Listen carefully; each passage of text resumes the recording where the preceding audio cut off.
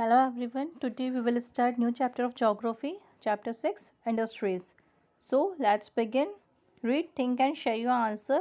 While going to the market with the father, Taruna saw a row of sugarcane loaded trolleys standing in a queue and entering one after the other in a huge premise.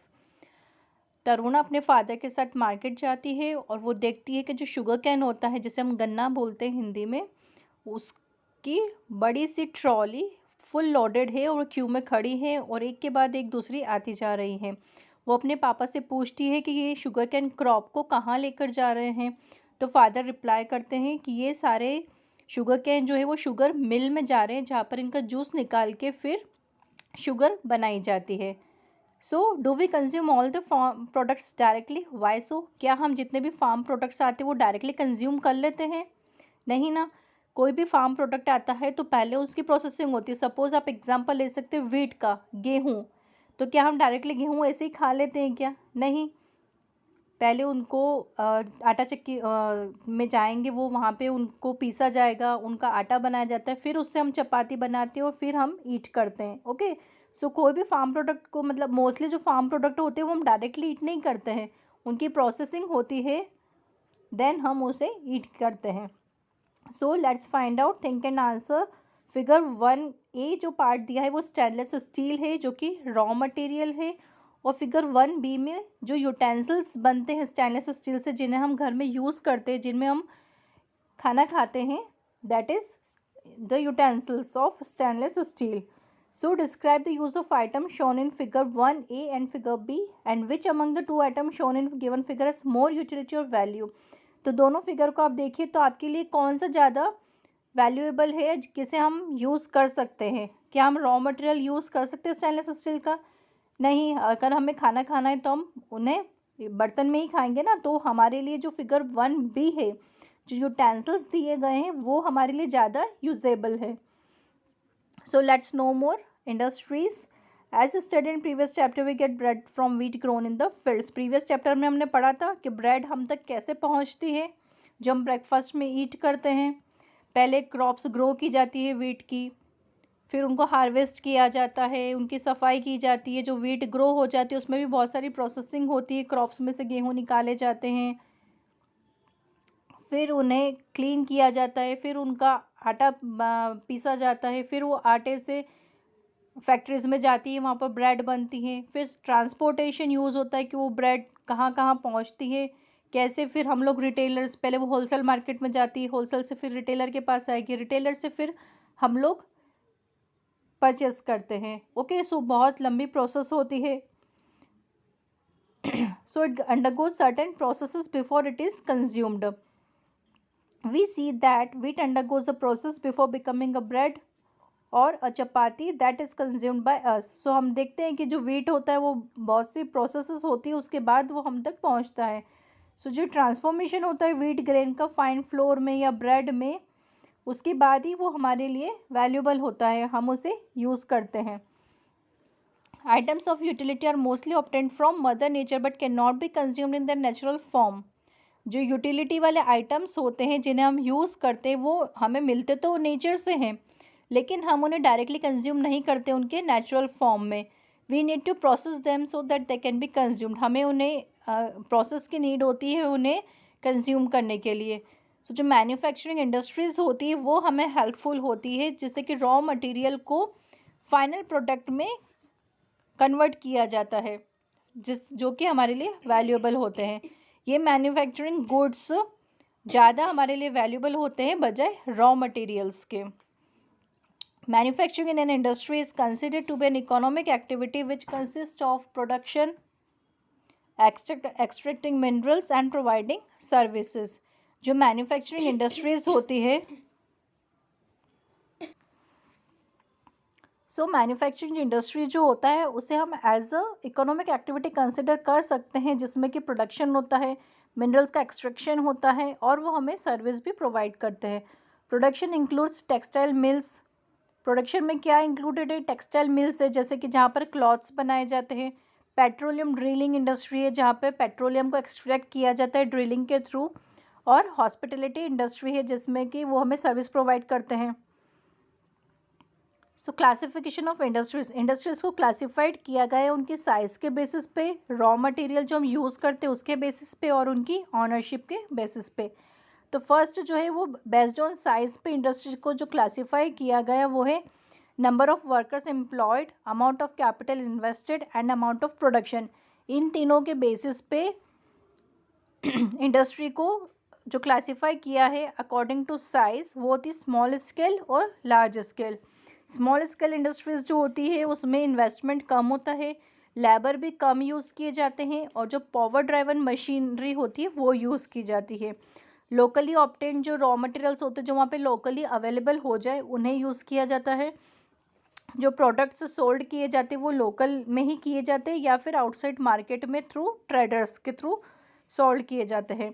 फिर जो manual labour होता है वो use किया जाता है बजाय highly skilled labour के। एग्जाम्पल है handloom, silk weaving, ceramic, toys, leather goods, foodstuffs, utensils, furniture, electronics etcetera. ये सारी जो इंडस्ट्रीज़ होती है स्मॉल स्केल इंडस्ट्रीज़ होती है। N example of small scale industries cottage industry, जैसे कि कॉटेज इंडस्ट्री भी एक स्मॉल स्केल इंडस्ट्री है जहाँ पर हाउस होल्ड इंडस्ट्रीज़ भी कहा जाता है उन्हें, जिसमें कि क्राफ्टमैन होता है और उनके जो फैमिली मेम्बर होते हैं वही गुड्स को बनाते हैं। उनका इन्वेस्टमेंट भी लिटिल होता है, कम पैसे लगते हैं, लोकल रॉ मटेरियल यूज़ किए जाते हैं, सिंपल टूल्स होते हैं, लिटिल या नो पावर हो यूज़ की जाती है। जो क्राफ्टमैन मैन्युफैक्चर करते प्रोडक्ट को वो अपने हैंड से ही मैन्युफैक्चर करते हैं, जैसे कि टॉयज़ बना रहे हैं तो वो हाथों से ही बना रहे हैं।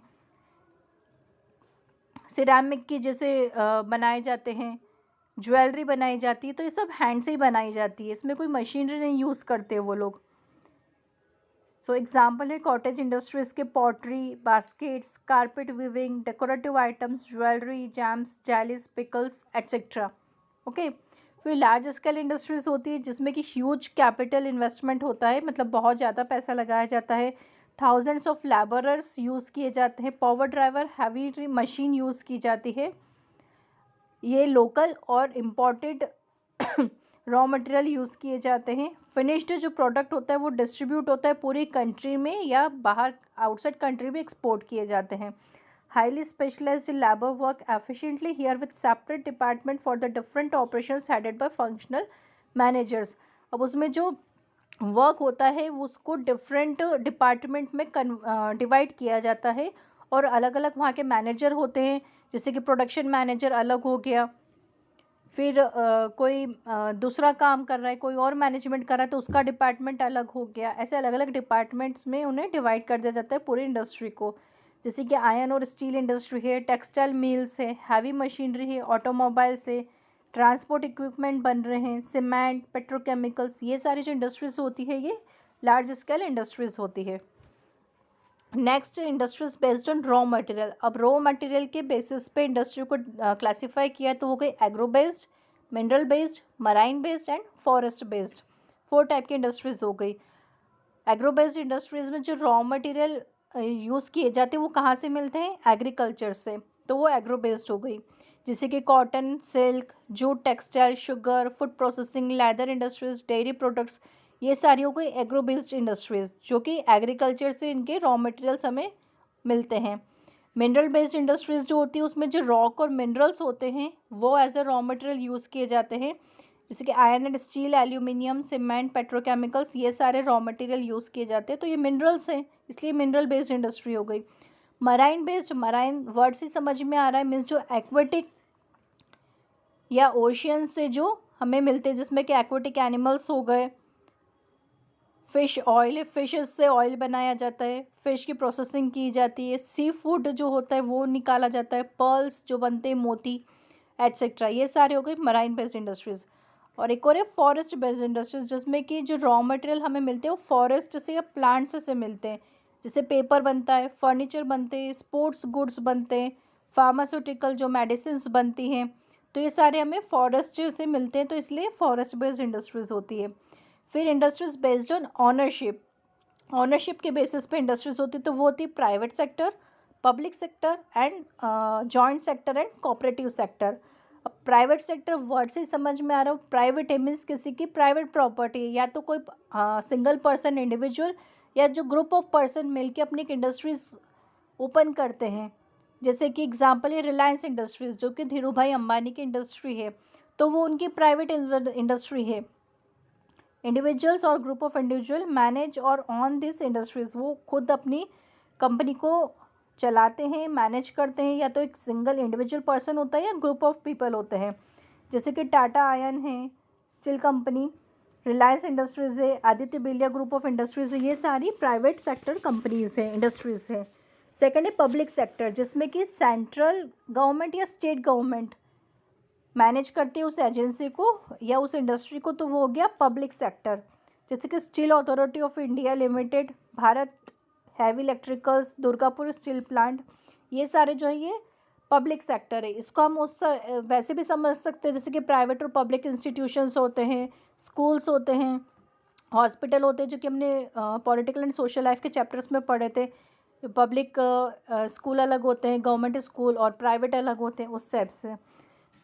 Next is joint sector. Joint sector में प्राइवेट और गवर्नमेंट दोनों मिलकर उसे गवर्न करते हैं, मैनेज करते हैं उन इंडस्ट्रीज़ को जैसे कि ऑयल इंडिया लिमिटेड है एंड गुजरात अल्कलाइज, ये इसमें प्राइवेट और पब्लिक दोनों मिलकर साथ में काम करते हैं, तो जॉइंट सेक्टर हो जाता है। एंड लास्ट है cooperative sector, a group of people who form their own cooperative society manage और ऑन दिस इंडस्ट्रीज। कुछ ग्रुप ऑफ पीपल होते हैं, वो लोग अपनी खुद की कोऑपरेटिव सोसाइटी बनाते हैं, जिससे कि वो लोग मैनेज करते हैं उस इंडस्ट्री को। They are generally producers of raw material, ये जनरली रॉ मटेरियल के प्रोड्यूसर्स होते हैं, जैसे कि शुगर मिल्स है, डेयरी कोऑपरेटिव है, हैंडलूम इंडस्ट्रीज है, ऐसे so next topic is industrial system. A system of industry comprises input, process and output. कोई भी इंडस्ट्री का सिस्टम कैसा होता है, सबसे पहले उसमें इनपुट्स लगाए जाते हैं, फिर उसमें प्रोसेसिंग होती है, देन उसमें से हमें फिर आउटपुट मिलता है। तो इनपुट में कौन आ गए, raw material, power, location, transportation, labour और कैपिटल इन्वेस्टमेंट। सो किसी भी इंडस्ट्री का सेटअप होता है तो सबसे पहले उसमें ये इनपुट्स यूज़ किए जाते हैं, फिर उसमें प्रोसेसिंग होती है, जैसे कि रॉ मटेरियल को कन्वर्ट करते हैं फिनिश्ड प्रोडक्ट में, जिसमें कि मशीन्स यूज़ की जाती है by the process of manufacturing. फिर हमें मिलता है आउटपुट, जैसे कि जो प्रोडक्ट बन चुका है फिनिश्ड प्रोडक्ट, तो वो हमें उस इंडस्ट्री से मिलता, तो वो हमारा आउटपुट हो गया, और जो मनी अर्न करते हैं उन प्रोडक्ट को बेच कर, तो वो हो गया output.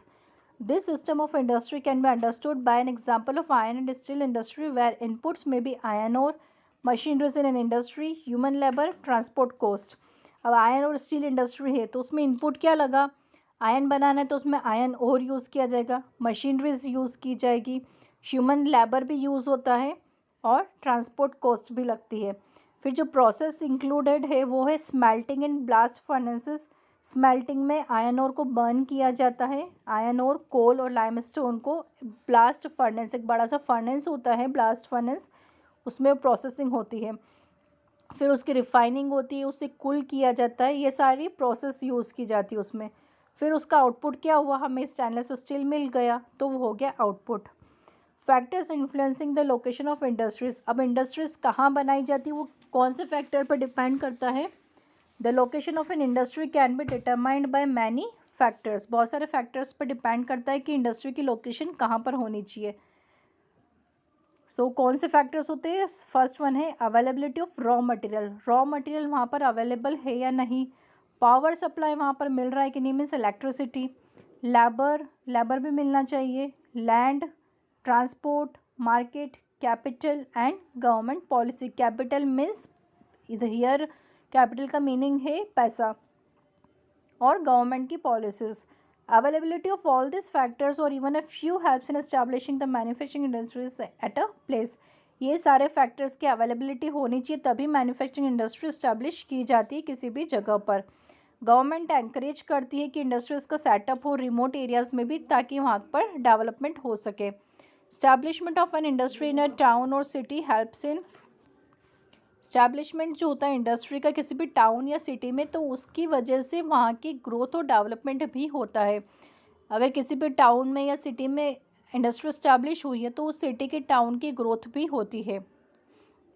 So factors influencing the location of industries, कौन कौन से फैक्टर्स हमने पढ़े, availability of raw material, power supply, labour, land, government policy, capital, market and transport. ये सारे फैक्टर्स की अवेलेबिलिटी होती है तो ही मैन्युफैक्चरिंग इंडस्ट्री इस्टेब्लिश होती है। Next is industrial disaster, technical failures और careless handling of hazardous materials in an industry can result in disasters और एक्सीडेंट्स। अगर कोई टेक्निकल फेलियर हो जाता है या केयरलेस हैंडलिंग होती है किसी भी हैज़ार्डस मटेरियल्स की, मीन्स अगर कोई बहुत ही डेंजरस मटेरियल यूज़ किया जा रहा है उस इंडस्ट्री में, उसको अच्छे से हैंडल नहीं किया या वहाँ पर कोई टेक्निकल फेलियर हो गया उस इंडस्ट्री के अंदर, तो उसकी वजह से बहुत बड़े एक्सीडेंट भी हो जाते हैं। ऐसे ही कुछ फ्यू इंसिडेंट्स पास्ट में हो चुके हैं जिसका रिज़ल्ट बहुत ही बुरा था। ऐसा एक इंसिडेंट है 3 दिसंबर 1984 का, भोपाल का। यहाँ पर एक यूनियन कार्बाइड फैक्ट्री है जो कि बहुत ही वहाँ पर highly poisonous methyl isocyanide gas leak हुई थी, जिसके साथ हाइड्रोजन साइनाइड और कुछ अदर रिएक्शन प्रोडक्ट्स भी इंक्लूडेड थे। इसकी वजह से 3598 डेथ हुई थी, जो कि ऑफिशियल रिकॉर्ड है 1989 का। इसमें थाउजेंड्स ऑफ पीपल सर्वाइव कर गए, लेकिन वो अभी भी बहुत सारे डिजीज़ेस सफ़र कर रहे हैं, जैसे कि ब्लाइंडनेस है, गैस्ट्रोइंटेस्टाइनल डिसऑर्डर है, इम्पेयर्ड इम्यून सिस्टम है, एट्सेट्रा। ऐसी कुछ डिजीज़ेस भोपाल के लोगों में अभी भी होती है। अगर कोई भी न्यूबॉर्न बेबी होगा तो उसके अंदर ये सारे डिसऑर्डर आ सकते हैं, क्योंकि ये जो गैस लीक हुई थी बहुत ही ज़्यादा डेंजरस थी इसकी वजह से। तो ये जो इनके साइड इफ़ेक्ट्स हैं ये बहुत सालों तक लोगों के अंदर बने रहते हैं। अनदर सच इंसिडेंट हुआ था चाइना के अंदर 23 दिसंबर 2005 में, जहाँ पर गैस लीक हुई थी। वहाँ पर भी 243 पीपल के डेथ हो गई थी, 9000 पीपल इंजर्ड हुए थे और 64,000 पीपल को वहाँ से सेफ प्लेस पर भेजा गया। लार्ज नंबर ऑफ पीपल ने अपनी लाइफ गंवा दी इस की वजह एक्सप्लोजन की वजह से। So people who fail to escape the blow out on time suffered burn on their skin. जो लोग वहाँ से नहीं निकल पाए टाइम से, उन लोगों की स्किन बर्न हुआ, आइज़ और लंग्स भी बर्न हुए। सो ये पिक्चर दिया है भोपाल गैस ट्रेजेडी का। Measures to reduce the risk, आप इस रिस्क को कैसे रिड्यूस कर सकते हैं। सो फॉलोइंग मेजर्स लिए जाते हैं, जैसे कि इंडस्ट्रियल रीजन को कहाँ जो डेंसली पॉपुलेटेड रेसिडेंशियल एरियाज़ होते हैं जहाँ पर लोग ज़्यादा रहते हैं, वहाँ पर कभी भी इंडस्ट्री को सेटअप नहीं किया जाता है। जो रेसिडेंशियल एरियाज़ होते हैं उनसे काफ़ी दूर इंडस्ट्रीज इस्टेब्लिश की जाती है। People who live in immediate surroundings of industries should have proper awareness about the storage of hazardous toxins and their impact so as to follow safety measures in case of an accident. जो लोग वहाँ पर काम करते हैं industries में या उसके अराउंड रहते हैं, उन लोगों को हैज़ार्डस टॉक्सिन से अवेयर होना चाहिए कि कितना टॉक्सिक है और इसके इम्पैक्ट क्या हो सकते हैं, तो वो उस एक्सीडेंट से बच सके या कुछ सेफ्टी मेजर्स वो लोग प्रिकॉशंस ले ताकि वो उस एक्सीडेंट से उन्हें कोई सफ़र ना करना पड़े। जो हैज़ार्डस टॉक्सिन्स होते हैं उन्हें लिमिटेड क्वांटिटी में ही स्टोर करना चाहिए। इंडस्ट्री में एक प्रॉपर सिस्टम होना चाहिए ताकि वो अगर ऐसा कोई भी फायर हो तो उसके अगेंस्ट फाइट कर सके।